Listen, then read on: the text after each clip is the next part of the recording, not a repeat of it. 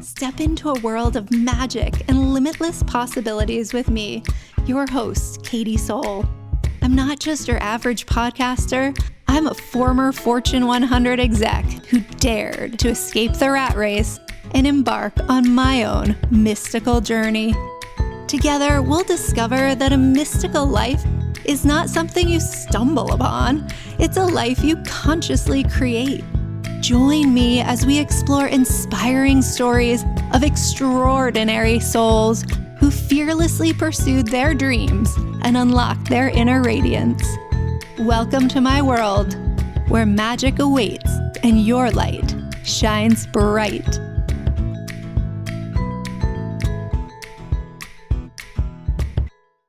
Hello and welcome to Mystical Living. I am beyond excited to have our beautiful guest joining us today, Susanna Sharpe. Welcome, Susanna, to Mystical Living. Could you enlighten us with a little glimpse into who you are?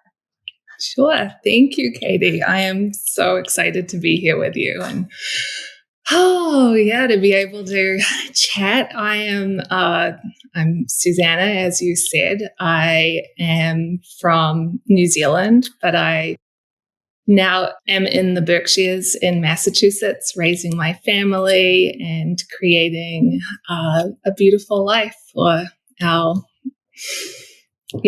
family. My husband and I run a design studio, which we created, and we love to travel. And I think we're going to kind of cover all bases as we continue to chat. Amazing. Yes, we definitely will. There's a couple of themes that have been coming through for me this morning. Today is my kids, as we're recording this, my kids have just completed their school year and they're home in the house. And I don't know where you are on that spectrum, but the topic of transitions is very much on my mind today as I'm navigating working with my children in and out of the house. And I'm curious for you, how do you prepare as a family for transitions into summer, into fall, into different seasons, or with moves? But do you have a practice that you could enlighten us on about transitions? That's a great question because it definitely is. It's constantly, right? We're in these seasons that are forever changing and there's so many transitions. And especially as a mom and someone who I have 3 children, 10, 12, and 14. And like you, we're at the end of a school year. We have next week is our week where we wrap everything up. Okay. But it does feel in the way of life with work and all things, like as a parent, it feels like it always happens all at once, right? So the transitions that are happening with our kids also tend to mirror into our business life. So we're like, right now we're wrapping up projects, and last week we did like 2 huge launches. And so I do find that I have not mastered the art of the transitions yet, that there tends to be this big buildup, and we go through the same transition in the fall when the kids are going back to school. That's also when we tend to get busiest with our business. And so I myself am very good at just kind of rolling with it and saying each day is a new day and trying to be really present in whatever comes in that day, and just having time to sit and have my morning practice, which helps me through the day, and also sit at the end of the day just with the kids for reflection on like, how are you feeling? This is what's going on for me. And it's a very we live our lives in a way where everything molds into one. Oh, so beautiful. Well, on that note, let's take a moment and just drop in ourselves. And we can take a moment and move from the mind into our heart. I always like to say the mind is where our human self resides, with the fears and the to-dos and the things. And in our heart is where our divine self resides. And the more that we can live from here versus here, really that's where the magic happens. And then when we can create the coherence between the heart and the mind, then we start to magnetize miracles. So I thought a fun practice that we could do today together, and anyone who's listening can join in on this fun too. But this practice involves tensing your body and then gradually releasing and really feeling the sensations that emerge as you enjoy that process of releasing and noticing what comes up for you in your body and in your heart. So what we're going to do is I will count. And as I count, I'm going to count to 20. And I just want everyone to really, clench your fists, squeeze your toes, and, scrunch up your shoulders and even your quads, every muscle that you can think of that you can tense. Try to tense it, and then I'll count to 20 again, and then you can gradually start to release, and then we can chat a little bit about what that experience was like. How's that sound? That sounds great. I love it. Okay. It's a new one. Yeah, I like to do a new one every single week because it gives you an access point, and everyone accesses their heart space in different ways. And so to have tools that you can do throughout your day just to come back into the present moment, come into your body. Because so often we live our lives in a way that, these beautiful vessels that we reside in, we kind of forget about. And this is a great practice to really feel this human vessel that you reside in. And we can begin. Okay. So again, I'm going to count to 20. And as I count, just kind of tense up. You can keep breathing as you're doing it. You don't have to hold your breath, but just start to slowly tense your body. And I'll begin counting now. 1, 2, 3, 4, 5, 6, 7, 8, 9, 10, 11, 12, 13, 14, 15, 16, 17, 18, 19, 20. I'm going to descend and you can start to release. 20, 19, 18, 17, 16, 15, 14, 13, 12, 11, 10, 9, 8, 7, 6, 5, 4, 3, 2, 1. We can just end with a deep breath in and out. Beautiful. How did that feel for you, Susanna? That was great. Just like taking that deep breath and also then that release after tensing up, right? It's very similar to life when we're so tense and then we remember to breathe. Oh, and it all just settles. Yes.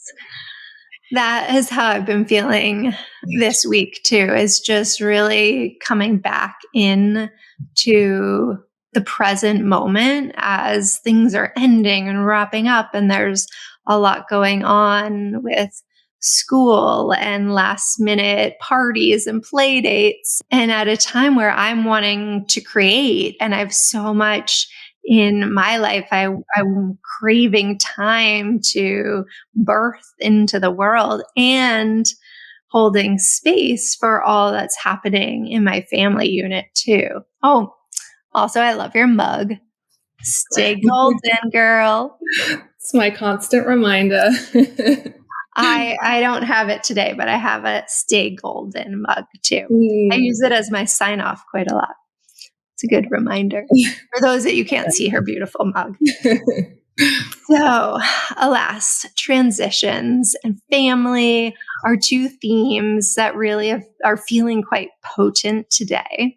And you have taken some really beautiful, mystical adventures with your family. And I would love to dive into how have you created the space in your life, in your business to take a less traveled path and include your kids in the journey? Yeah, it's a great question, and I think it starts off just my family roots. Like it was a very natural road for me to take. I'll give you a very brief background of my upbringing. Was I have a mom who is from Sweden and a dad who's from California, and they met in Paris years ago. My mom was in fashion school or like sewing fashion. My dad was, he had kind of a runaway from a Switzerland boarding school. And Wow. so they're kind of like this rebellious couple meeting in Paris. It would have been in the I don't even know, probably the late 50s, early 60s, ran away together and did some yachting in the Caribbean. Like they got jobs on boats and did that, and then moved to San Francisco together in the 60s. And from there, jumped on a sailboat with some friends who were going to the islands and went to the island, sailed around for a little bit, and then jumped on another boat that was, I don't even know where it was heading, but it ended up in New Zealand. And my mom tells a story of after doing this like treacherous voyage from the islands to New Zealand, she basically was like, I don't want to get back on a boat. And they sailed into the first port in New Zealand, which is a beautiful area, the Bay of Islands. And that is where they settled down and had me. And so I grew up and it was an area where there were a lot of different people from all around the world that were kind of maybe escaping the world because New Zealand far away from everything else going on, a lot of yachties. And so they had me, and that's where I was raised, without siblings, but and as the only New Zealander in our family. So I had family in Sweden, I had family in California, and I spent my childhood kind of living this idyllic life in the Bay of Islands, but then also visiting family in California, I went to school in Sweden for a year. We went to Spain for a year. Wow. So you grew up in this amazingly mystical way. Yeah, it was definitely like pre-designed. So like, wow. Here's your kind of taste of a very different life. And then when I was 18, my mom, a month before I graduated, actually she said, okay, I'm off to sail around the world. Oh my You're God. on your own. And I had an aunt and uncle in San Diego, California, who said, if you want to come and spend a year with us, come out. And I was toying whether I was going to go straight into uni or go and take a year in California, and went with the California. So that's how I ended up essentially here. So and in San Diego, a year turned into many years. I was out there in the end for about 10 years, but that's also where I met my husband, Tom, who is from New York. Okay. And we met out there, and he was the only one in his family who also traveled. His whole family lives on Long Island, and they still live on Long Island, and they have a great, a beautiful family. But the differences of our two upbringings were so like black and white. Totally. Wow. And when we met, I kind of spurred. He already had the adventurous spirit. He had left. After his college experience, he got in a van with 7 of his friends, and they drove to California and lived out like their California dreams. I met him So good. like 6 months after he was out there. So yeah, we just decided. I mean, that kind of then once we had children, we had our first daughter came when we were out in San Diego, and we were trying to decide where we wanted to be. If we wanted to, I didn't want to raise kids in Southern California. I just felt like it had always been New Zealand was where I thought I would raise them. But then when I became kind of a younger mother, I was 26, and I really felt like I wanted family support. And Tom's family is all here, and he had a friend that had grown up in the Berkshires. So we were familiar with coming here, and it's kind of, we're 2 hours from Boston, we're 2 hours from New York City. So like international airports, but also in the country. So we decided to give this area a go, and that's the foundation of it. And then the rest came with us never wanting to just go with the flow and get the jobs that we had to get and kind of conform to this is how we do it. I definitely toyed with that in my 20s, kind of trying to rebel against my kind of hippie parents that brought me up. So interesting. I did have that dream of like, I want why do I have to have the weird parents, and why can't they live in the cul-de-sac? It's so interesting how sometimes we crave what we don't have. Mm-hmm. Okay, so you rebelled a little bit, but then you came back to your inner knowing this is a really beautiful way to live. And now you cultivate that within your family. So tell us a little bit about your life today and how you bring in that travel and experiences into your life beyond the Berkshires. Yeah.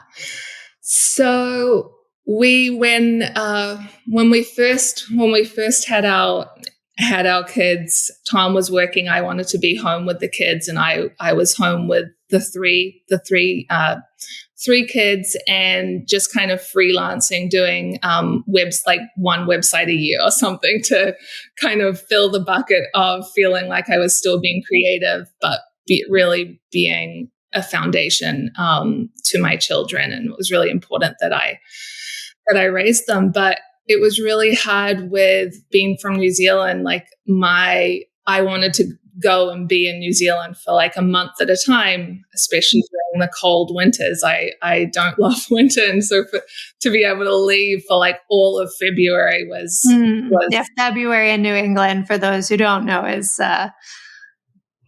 it helps to ski, I've found. Find all the things you love, but get a little bit of sun in there sometimes. Yeah, so we were constantly up against Tom's, like, you get 2 weeks paid, and they were a little bit lenient, like, okay, we could stretch this out to 3 weeks, but it's just really hard in that system to be able to have this. And so I've always been before I even really knew it was a thing, a natural manifester. So I knew what I wanted, and that was like, I never wanted to be I never wanted someone to tell me you can't travel, sorry, or you can't take 2 weeks off. I had some jobs in my 20s. There was one that was awful, and I wanted to go back to New Zealand for 2 weeks, and they told me no, and I was like, what? Holy moly. It seems so silly when you're out of the system. Exactly. I was like, so I quit that job, and I basically, I think, made a deal with myself. I would never be in an environment that didn't allow me to do what I wanted to do. Beautiful. And that was really the foundation of Tom and I had a dream that we would be able to spend not all winter in New Zealand, but parts of like just travel a lot with our kids. And part of that was him getting out of the system. So it was like 9 years ago. he quit his sales job. My mom had always said, like, Tom needs to be the sales guy. Suze, you need to, like, he can sell what you do, which is doing websites. And so 9 years ago, we did that. He quit his job, and the kids were really small. I think it was 2, 4, and 6. Wow. We started, and a month into it, he got a job offer from out in San Diego where we had left. And at the time, it felt really daunting. And I was like, you know what, let's just go out to San Diego, like, with our kids. Cause he also, before this happened, he always kind of was like, San Diego was our grass is greener on the other side place. Like I think he was pulled a little early. So I said, let's go to San Diego. You'll get it out of your system. So we just we didn't really think about it. We just packed up our kids, packed up our house, drove out to San Diego. We were there for 11 months. And then Tom realized, like, yeah, we don't want to raise our kids here. We just want more green. And it was just too suburban, even though it's beautiful. And we had a little cardboard box basically by the beach, and it was great for what we did. And then while we were uprooted, we said, well, let's also go to New Zealand for a year. And my mom was selling her house, and we wanted to have our kids have some of the New Zealand culture. So we went to New Zealand and spent a year there. They went to school where I went to school.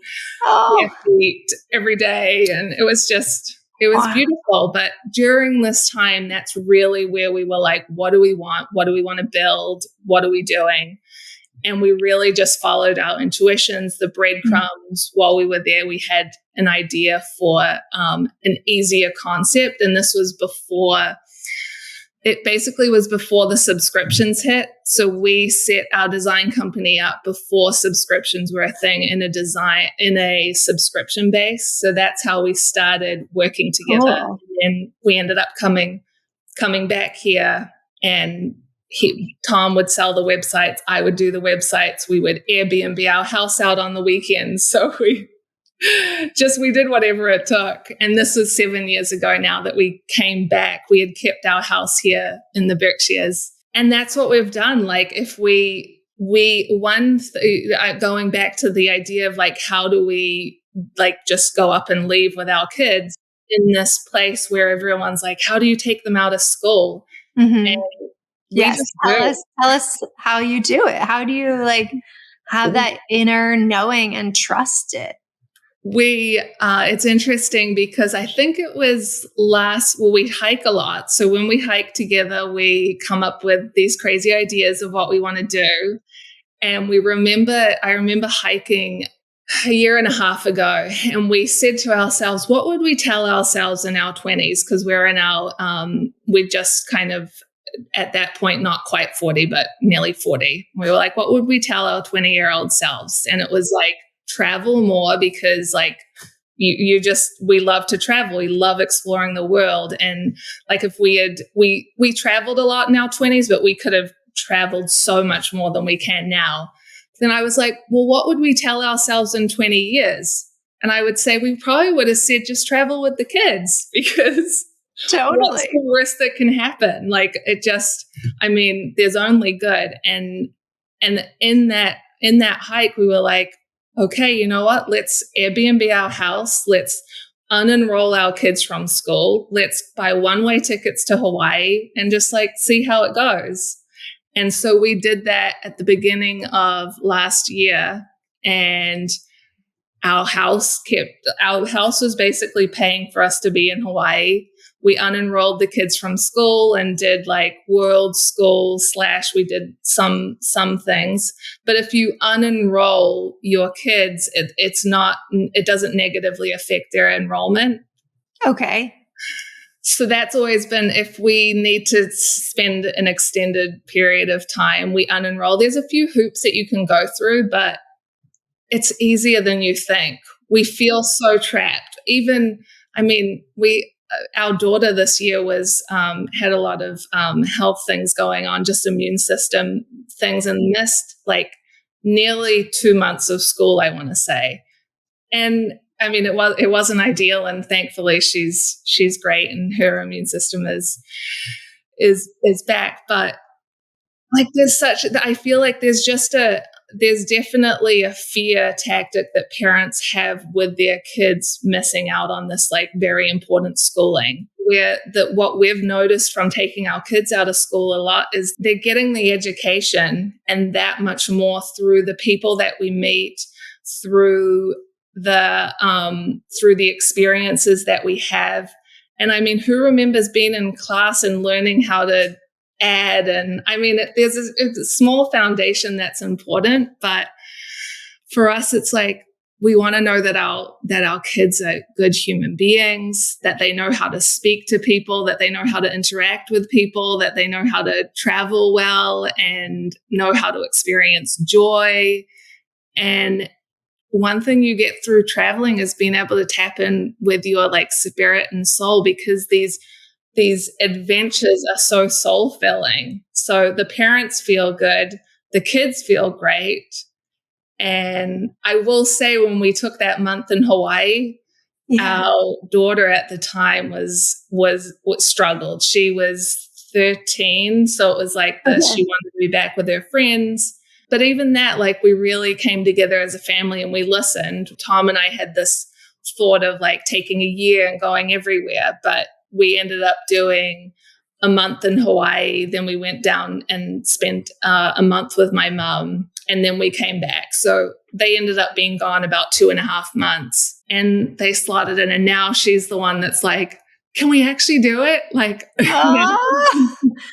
isn't it funny though? You at certain stages in life, you really can get pulled into the matrix and the system. And in other moments, you realize, wow, I'm free. I am sovereign. I can choose what I want. I can choose how I live my life, how I parent, what I do, what I don't do. And it's really beautiful. I think this is going to inspire a lot of parents and dreamers who are listening into the episode too, just to take that chance and do it. And it's okay to take the road less traveled. Actually, it's fantastic to take the road less traveled, and so beautiful. Yeah, once you take it, there's like no alternative. It's like totally like tapping in. Once you start working with spirit, like, you just can't go backwards. And that's the one thing that we've found, like, even going back into like transitions and this kind of, I call it like the juggle struggle of being the juggle struggle. It's writing like, that down. It's forever. It's my running joke of like, there is this juggle struggle that comes with running your own company, running a household, taking care of your children, all of that. And it's like all these balls. But I wouldn't have it any other way. I couldn't even imagine the amount of time that we get to spend with our children, and even the way in which we've really we didn't talk too much on this, but like the way that Tom and I built up our relationship along with our business. We spend so much time together. It's laughable how much time we spend together, and it just kind of keeps getting better because we're in all aspects together, really integrated really beautifully. And there's a lot of time, like there's a lot of tears from me. I'm an emotional being. So, but I just couldn't imagine living any other way. So let's dive into that a moment too, and talk about how did you guys find your way in working together, starting a business together while parenting together and all the other aspects of your relationship? How did you find that groove that you are thriving in now? Was it always from the first minute you started easy peasy, or were there some moments that you had to really come together and get clear on how you would operate together? I think overall we've been very fortunate where there haven't been really hard moments. We came into the relationship. We've always spent a lot of time together, which I think is unique in a relationship. We met when I was 22, he was 23. And so we definitely were different people back then living in California. I always joke I was his boss at the beginning because I was running a restaurant in downtown San Diego and he came in as a door guy. So we met in that way. And the first few years, I think we're very different. So we kind of complement each other in this way where the first few years were probably the hardest, just me meeting kind of this outspoken New Yorker who I was not used to anyone kind of questioning me on anything. So we went through this period of time where I'm like, who do you think you are? And he came from a very traditional place where I always joke, my dad was kind of the one that opened me up to spirituality. He was always sending me and I kind of was like, he's just my crazy dad. And I said, like, Tom, meet my crazy dad. And Tom's like, your dad is crazy. And now I joke that Tom is basically my dad. He's turned into my dad in all these years we've been together. But trying to beeline back into your question of, I think for us, because in our early 20s, we spent a lot of time traveling together. So we were together a lot. And then when we did have kids, there was a period of time where that would have probably been our hardest point, where I was just on the kids. Tom was working, so we weren't spending as much time together. But then when we packed up and we went out to San Diego, I was kind of trying to find myself after parenting. So our kids were like 2, 4, and 6. And I was trying to find something for me I wasn't so immersed in everything that the kids did. And I ended up doing a yoga teacher training out there. Awesome. Which Tom was super supportive of. And during that time, I was also very conscious of kind of wanting him to do little things so I wasn't like growing like this and he was growing like this. So there were a couple things like during the yoga teacher training where I was like, babe, do you want to come and do this with me just so you like stay with me? So just being conscious of like not wanting to outgrow each other, but wanting to grow together. And then he did end up going on his own path, not my exact same path, but in a way that complemented. And we've just been really fortunate to grow together. He's really helped me become a big communicator with expressing what's going on. And and then as far as working together, that was always my mom. She always, from the very beginning, she's like, I just see you guys working together. So she planted the seed. Mm-hmm. Moms are so good at that. They are.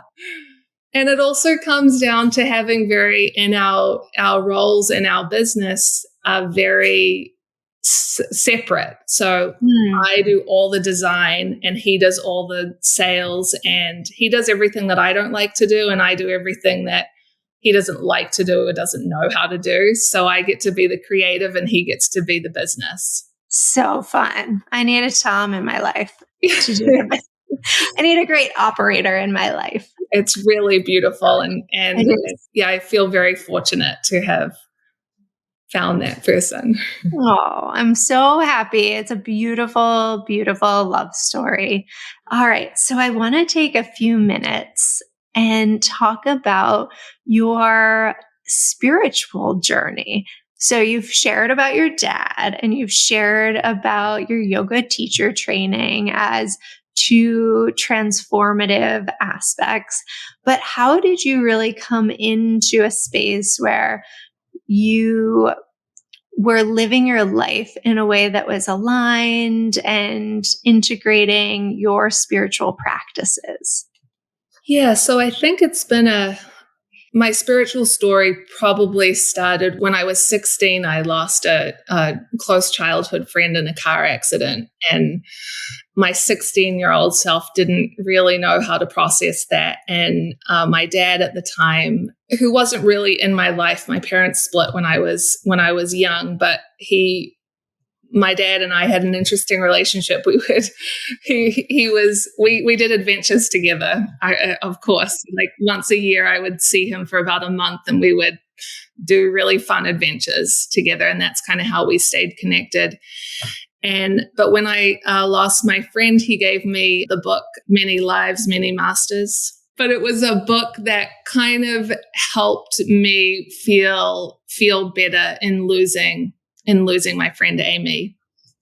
And it wrapped my head around feeling like there was something other than like this very short life, and when you died, you were gone, and there was nothing else. It was just about all the lives that we live, and it really gave me kind of a foundational peace and feeling peaceful in that. And that was kind of the extent of it. I had that knowledge behind me. I'm like, okay, we live multiple lives, and that's great. And that makes me feel good. And then again, when I was in my very early 30s, I lost my dad. And so that was at a time when I also was having babies myself. He passed away a week after my second daughter was born.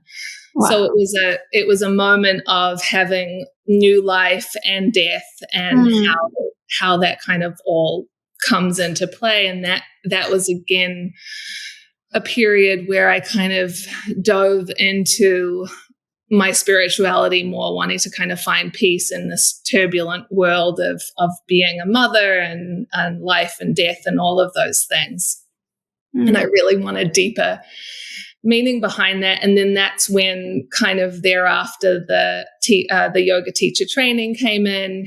And then I just was at a place where I was like, okay, I know I believe in something more than myself, and I feel good with the knowledge I have, but I didn't dive into it fully. I felt like I tried to do the morning start and was like, how do I do that with 3 young kids and all of those things? So I was good. And then when COVID hit, we were at a place with our business where we really grew really quickly in the first 4 years. And I was kind of starting to burn out at that point when COVID hit. But then COVID hit, and we tapped into a different place where we were spending a lot of time together, and things quieted down. And it was actually a really beautiful time for us. So I wasn't quite burnt out.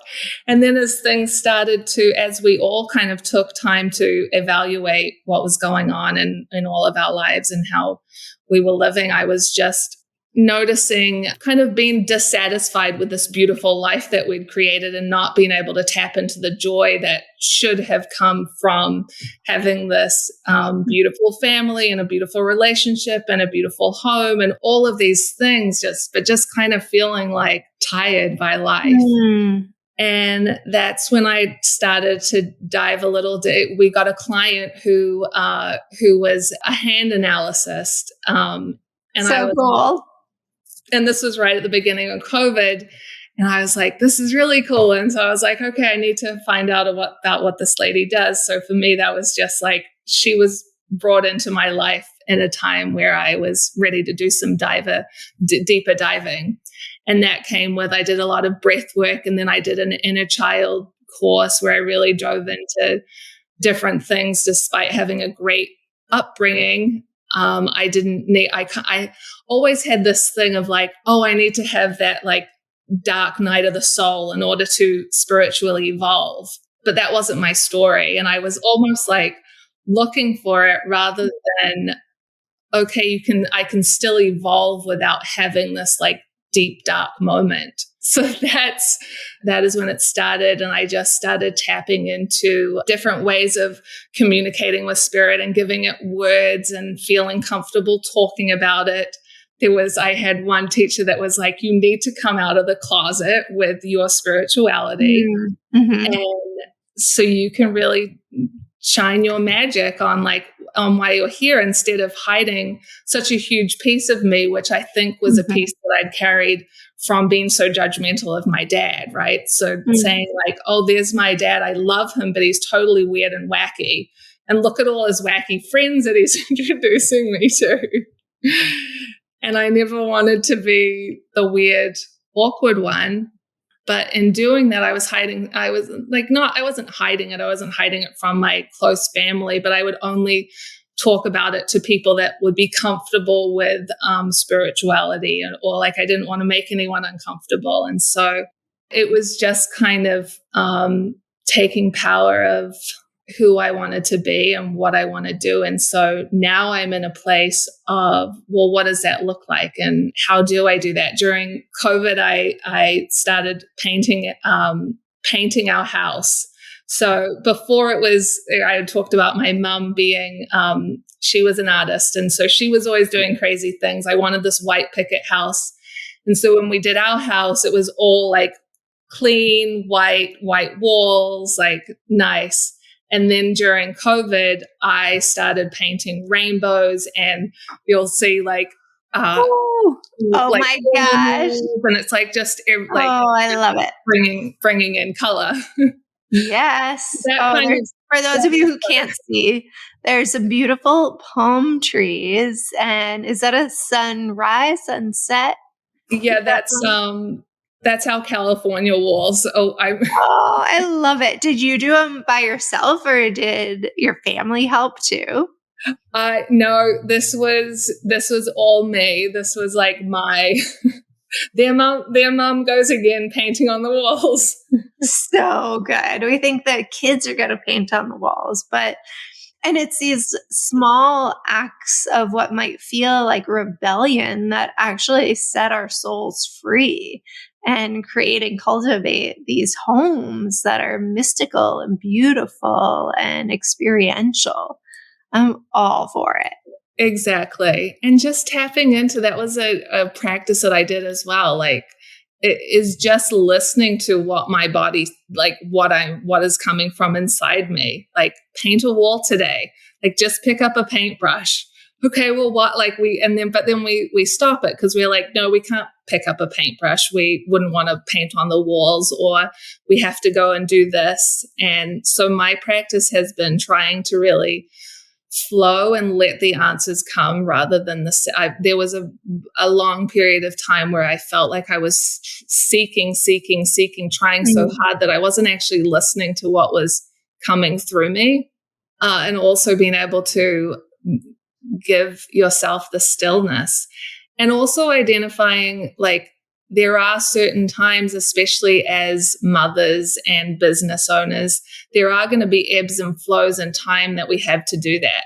We can't, having boundaries within that. So an example is, I know our shared connection is Sarah Jenks, who is just fantastic. And I just finished up her council. So I was on her council this past spring. And we had this amazing retreat where we went to Mexico, and I was everything unlocked. And I came back from Mexico just full of, I'm going to change the world. Like, there's just so much passion and energy.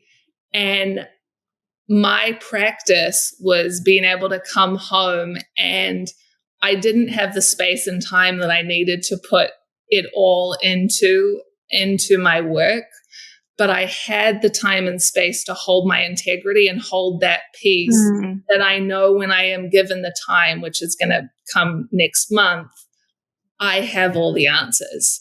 So I'm holding it in my body. I think that sometimes we do have to give ourselves the permission to put things off, not procrastinate and never do them, but knowing that the space is coming. And because for a while it gave me anxiety, because I'm like, no, if I wait, I'm never going to do it.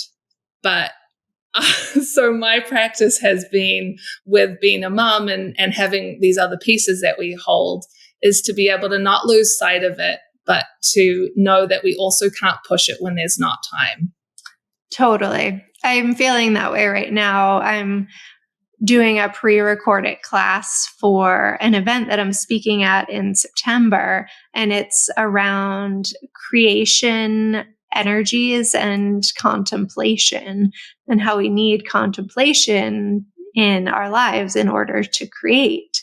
And I'm feeling intuitively that we're recording this before summer solstice, that I need to have my journey through solstice, and then I have space to create this pre-recorded class for the group that's converging. And we have to sometimes listen, because if I tried to push it out right now, it wouldn't be as potent as it will be if I wait a couple weeks to record it. And I think that is being in our heart. It is different than procrastination.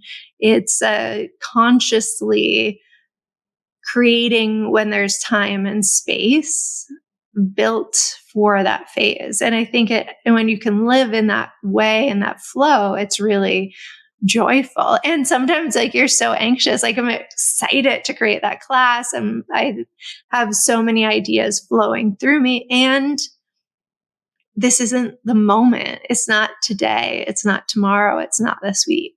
And that's okay. This week is about having pool parties and play dates and celebrations. And that's the moment that I'm in.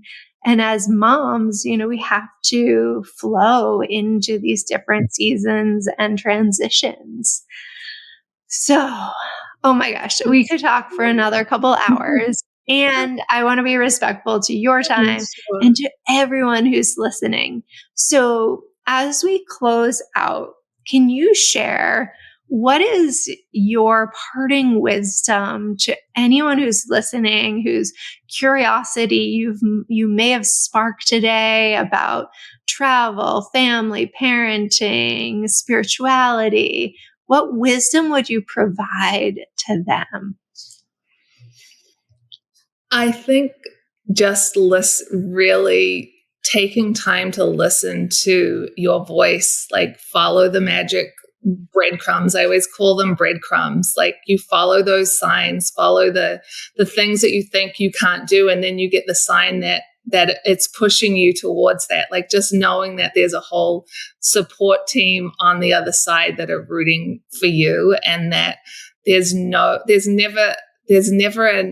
I'm teaching this to my girls right now. Like there's just never a bad outcome with anything. So no matter what way you go, it's always beautiful. And usually you don't even expect what that is. But when we try to quiet that voice that tells us we should book the airfare, or that whatever it may be, when we try to dull that sound, we're just dulling our own magic and essence and this life. And really there's no wrong decision ever. It's always just opens another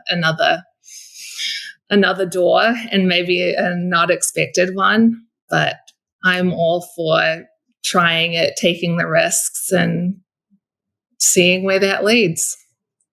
It's so beautiful. And what's coming through for me is in that practice, you cultivate integrity with yourself, because you're showing up for yourself. You're listening to yourself.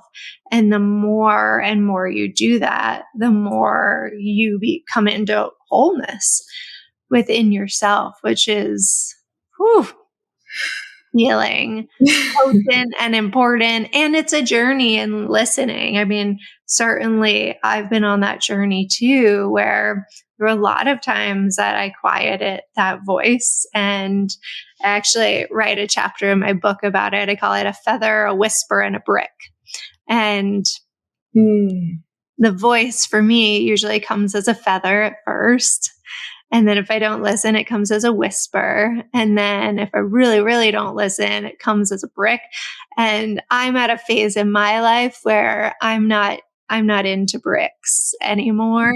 So I really try to trust the feather when it comes, because for me, the brick was more,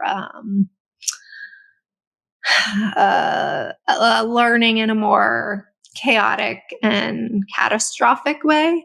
And I prefer to just feel the feather now. That's so beautiful. Oh. Yeah. The sound's beautiful too. I can just Yeah, right. Just like a nice little feather brushing you by, and it's good. The whisper comes after if you miss the feather. It's just you want to capture it before the break comes. So tell us all the ways that people can find you, get in touch, anyone who might need a little web design help. How might they learn more about your business too? Yes. Well, stay tuned because I'm working on my next chapter. But for now, website studio is called Mungy. It's Mungy. It was that was actually a name that came from my daughter, my oldest daughter. Now that was her name for watermelon. So that's her name. But we're mungy.com, or I'm on Instagram.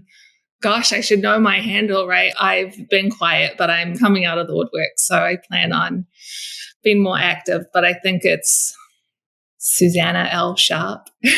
Maybe. Okay, we'll confirm it and we'll get it in the show notes too. So people can follow you and find you. Follow along. I'm trying to figure out what I want to post, but really I'm working on how I want my art to come up. So being more creative, just anything that's really bringing me joy right now is what I'm all about. So if that's painting or gardening or beautiful flowers or traveling with my kids and spending a beautiful summer and dancing, I'm in the joy stage of my life to find out what the next secret sauce is.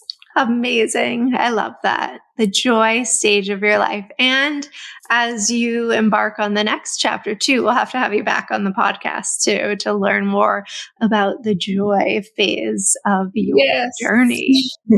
Thank you so much, Susanna. It was such a delight and pleasure to connect with you today.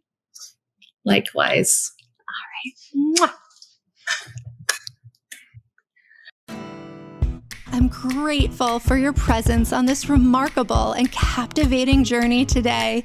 Together, we've delved into the realms of limitless possibilities and unlocked the secrets of our true selves. A mystical life is not a mere coincidence.